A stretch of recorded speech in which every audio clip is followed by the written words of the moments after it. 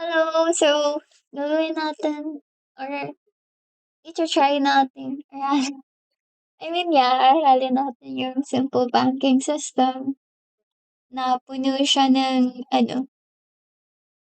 do and while statements or loop statements kung ang alam ko kung tawagin. And then, makikita natin dito is yung switch statements, which is there are multiple cases na kapag na-satisfy ang condition nila is ito yung lalabas, yung nasa loob nila. We have 4 cases dito.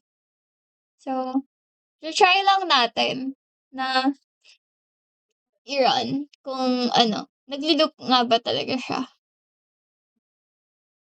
O dito makikita natin may balance, deposit, withdrawal, and then exit. For example, let's try to check our balance.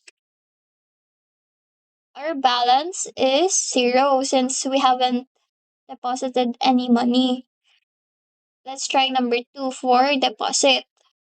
Ang lalabas dito, deposit desired amount or your money. For example, lagay natin is 100. Enter natin. Makikita natin is you have successfully deposited. So, nag-store na siya doon sa balance natin. Let's check again kung na-store nga siya. So, number 1 for balance. Kikita natin your balance is 100.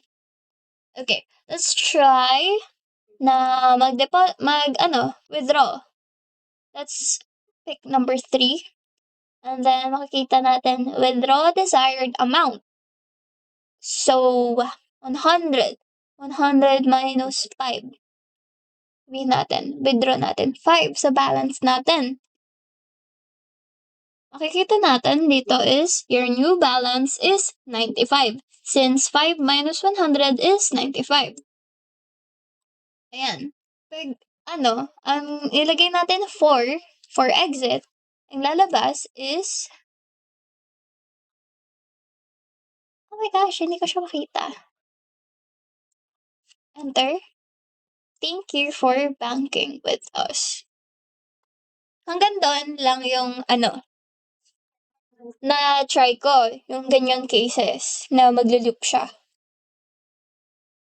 Hindi ko maalala kung ano yung mangyayari sa case number 4 eh. I forgot kung paano siya i-code.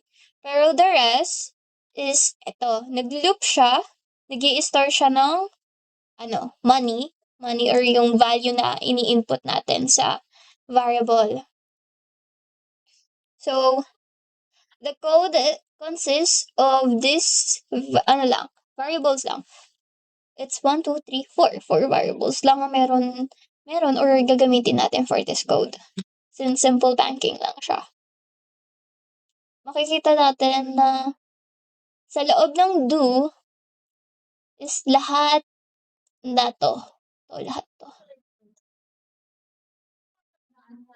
Let's check muna kung ano yung syntax ng do, which is ito. The do while loop is a variant of the while loop. This loop will execute the code block once before checking if the condition is true. Then it will repeat the loop as long as the condition is true. Yung condition is ito. It will repeat daw. So,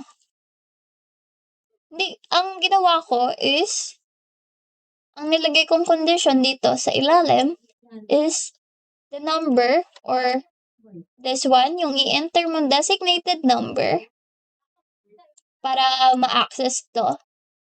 It should be less than 0. Less than ba yan? Oo, less than. Less than ba yan?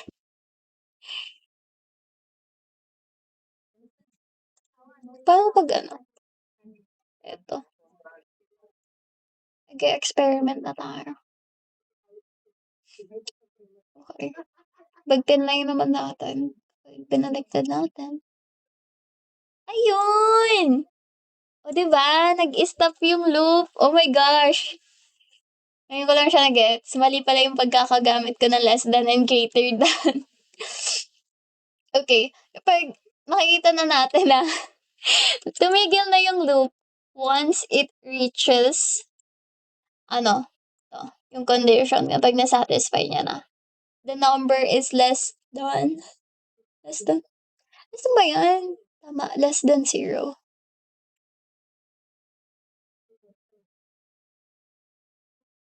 Tama ba?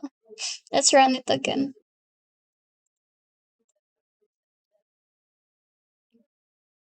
Alright, number 3. Ooh, hindi siya nag-loop, kita niyo? Hindi lumabas ulit ito.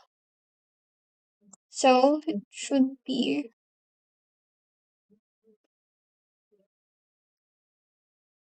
let's try kapag it is ano ba yung greater than? Ano ba L? Gawin natin greater than 4.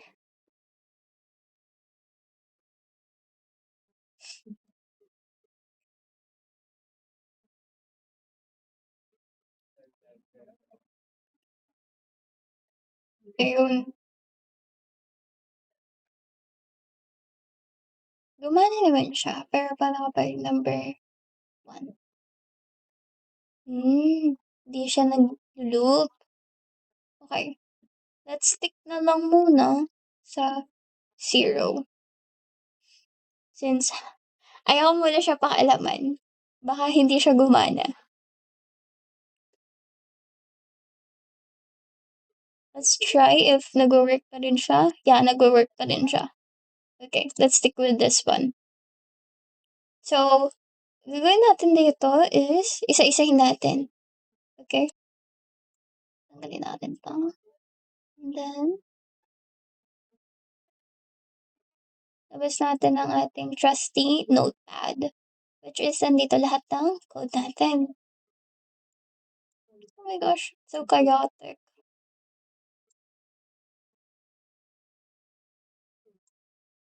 Ayan.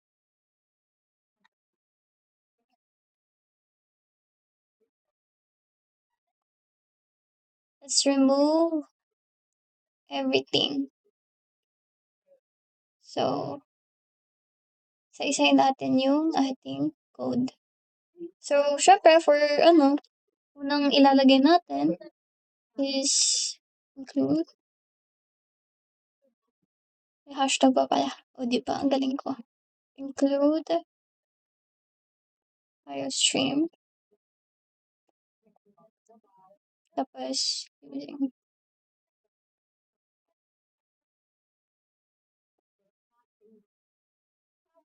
lagay na natin yung int name natin.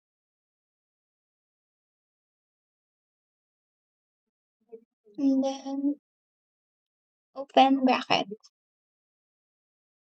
Which is dito natin i-store lahat ng ating iko-code. So, lagay natin ang ating mga variables. Lagay natin yung float or number since we can store number sa float data type. Withdraw, balance, and then amount. Bahala kayo kung ano yung pagkakasunod-sunod niyan. Pero, it doesn't matter. Basta nandyan siya sa, na-declare natin siya. And for number. Kasi, nagamit natin siya as a, parang character, ganun. Or letter.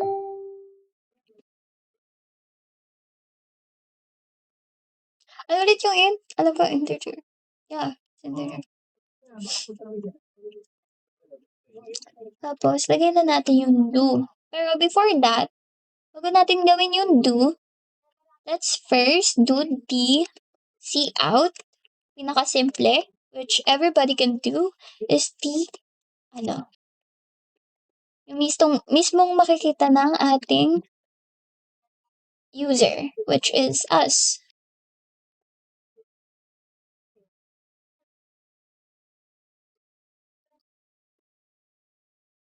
See out natin yan, and then tayo ng madami.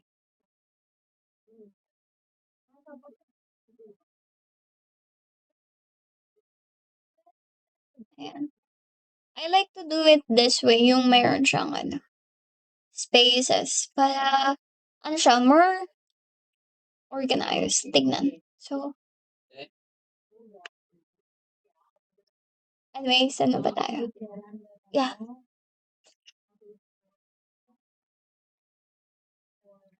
Itong backslash ba 'to? Hindi ko alam kung ano tawag sa na 'to, eh, 'to. Pero 'tong N na 'to is another form or another version ng end line. So, kapag nilagay natin siya diyan, is magkakaroon siya ng end line dito sa sa harapan. Yun din yung nakita ko kay sir, so sorry. It's I'm just recreating it from memory. Balance. And then, sa baba, 2 for deposit,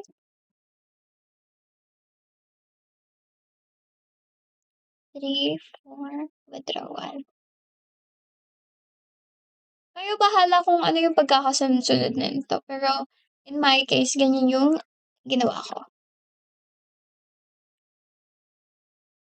It doesn't matter kung ano yung sunod-sunod diyan. Hmm,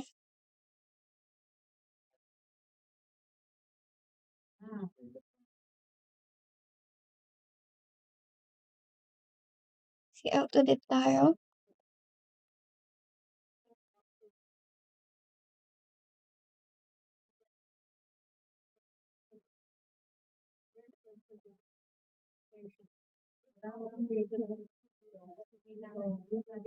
Ay, wag natin siya lalagyan ng end line kasi yung scene natin or yung kukunin, user input is mapupunta sa new line. So, ganyan lang. So, etong number is eto siya, naka-declare na siya. Yung number ang magde-determine sa switch statement natin. Yung switch statement, lalagay natin sa loob niya ay si number. Mag-i-switch yung statement kung ang number ay magiging equal to or magiging same doon sa inilagay niya dito. Wait lang, let's add the if and else statement para maintindihan nyo lalo pa. Curly bracket. Yan. Sa loob nito is lalagay na natin yung cases natin. Lagyan natin si case number 1.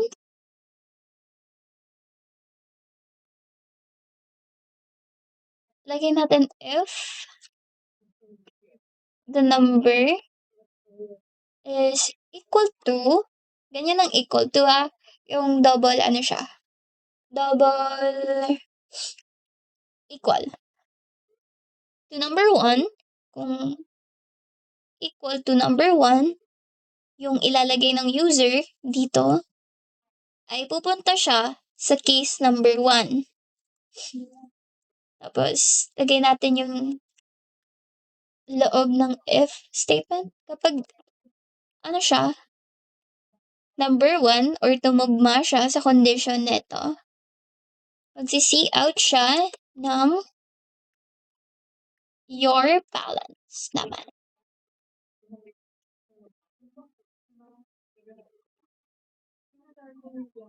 Tapos, insert natin ang balance na variable, which is andito sa taas natin. And then, end line. And then, close natin siya. Just close natin yung state ng if statement. Oops. Eto, kita niyo yung naka-highlight? We're just gonna bring it up. And then sa ilalim niya is lalagay natin ang else if statement.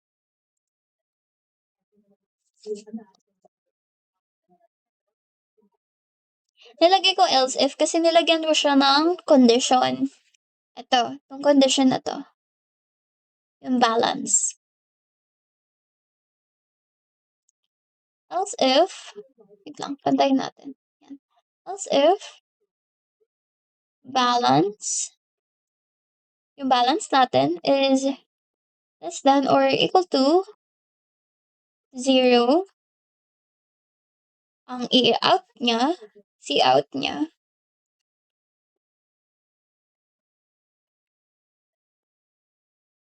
your balance is 0. 0.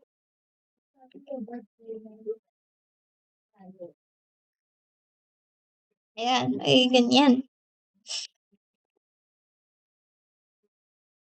Tapos, oops, bakit ganito 'to? Dapat curly bracket 'to. Curly bracket, yan. Itong curly bracket natin, naka-surround itong statement na 'to, yan. And then, after natin gumawa ng case, is lalagyan natin siya dito sa ilalim ng break. Kasi ang syntax niya is switch, case, tapos may break after each cases. Then, we move on sa case number 2. Makikita nyo dito sa aking right side, yung, ano niya, pagkakasunod-sunod. You can see na may pattern siya. Meron siyang case, if, sa loob ng case is yung if and else statement natin. Ayan. Nasa loob naman ng if and else statement is yung mga conditions natin. Let's do case number 2. Case number 2 is lalagyan natin if the number is equal to number 2, which is deposit. Magsi-see out siya ng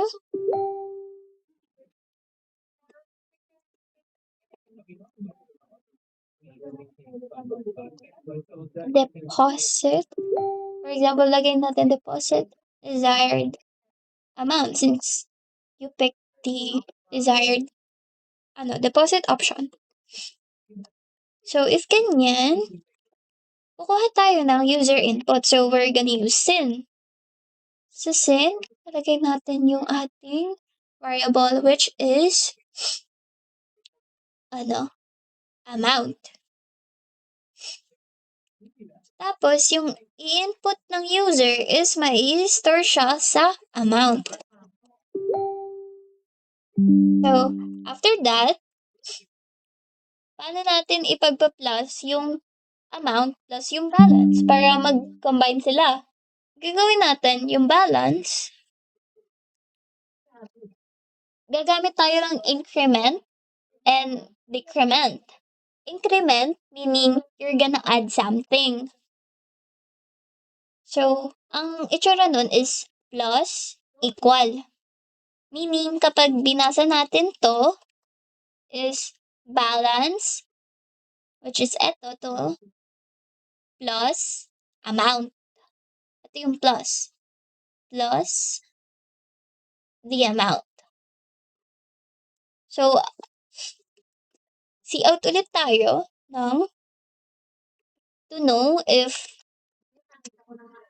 nakuha niya yung na-deposit natin.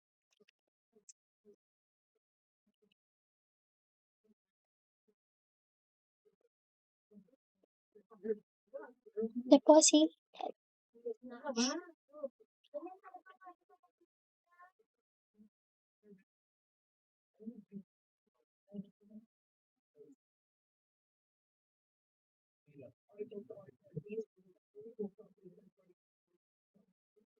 And then, pagkatapos nito is i-break na natin siya since we're done.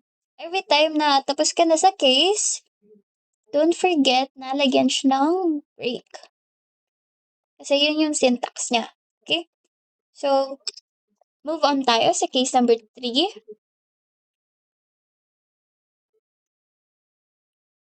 Lagay ulit natin yung condition natin para malabas niya ang ano, loob nito. Like number 1 and number 2. So, if the number is equal to number 3,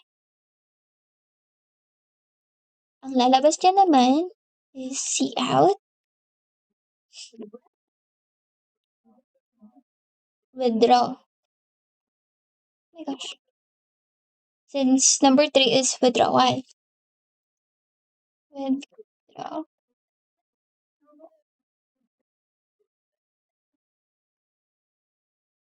And then after this, kukuha ulit tayo ng user input. So, gamit ulit tayo ng sin. Gagamitin natin ang ating variable na withdraw, which is naka-declare siya dito sa taas. Ito.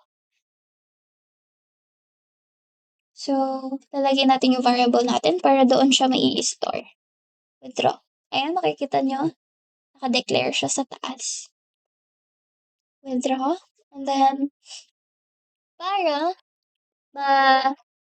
ma-subtract yung na-withdraw natin, i-withdraw natin sa balance is gagamit tayo ng decrement, which is yung pagbabawas.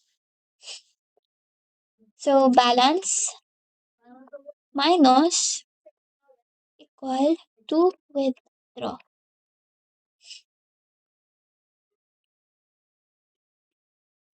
Tapos, para malaman natin kung successfully nag-withdraw, is lalagyan natin yung new balance natin.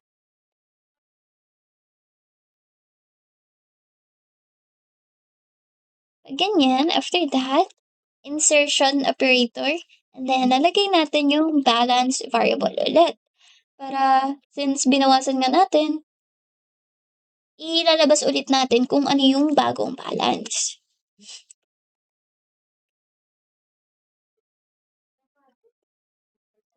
So, tapos na tayo sa case number 3. So, kapag ganyan, i-break ulit natin. Move on tayo sa case number 4. Case number 4 is simple lang. Isi-see out lang natin. Ay, if natin. If muna. If number is equal to 4. Oh my gosh. Cout. Thank you for banking with us.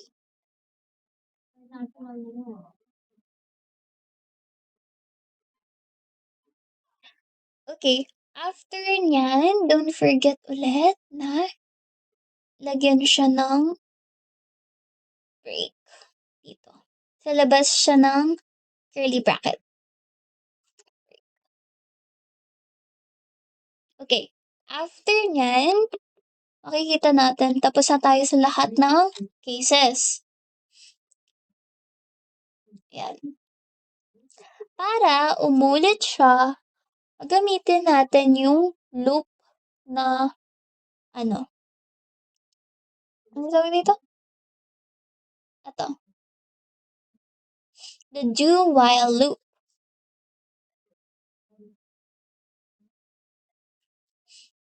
Ayan. Paano natin siya ilalagay? Since we want na lahat to is umulit, ilagay natin dito sa pinaka-taas yung first part ng do while loop, which is do. Lagyan mo dyan is do, tapos open bracket. Lagyan natin siya open bracket. Tapos sa pinaka-baba is lagyan natin siya ng close bracket.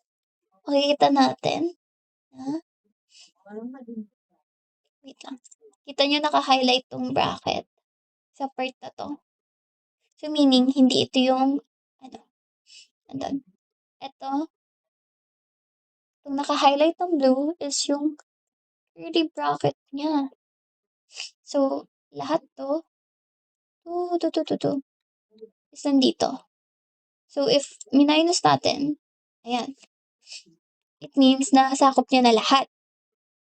After nun is sa baba ng curly bracket na yan, wait lang, bawasan natin. Sa baba ng curly bracket ng do statement is ilalagay naman natin itong while statement para ma-complete yung syntax. While number is 0. Lagay natin yung return 0.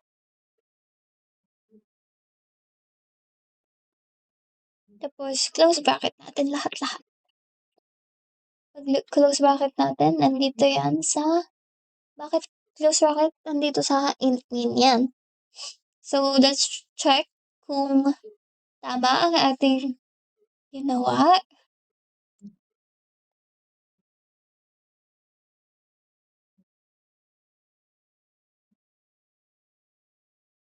Oops, nakalimutan natin ng semicolon. Ah!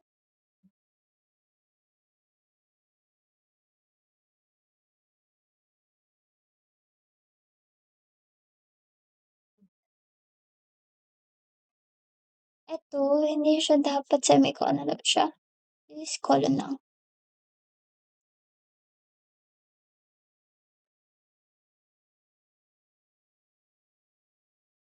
Oops, ito pa, wala siyang semicolon. Okay, saan pa?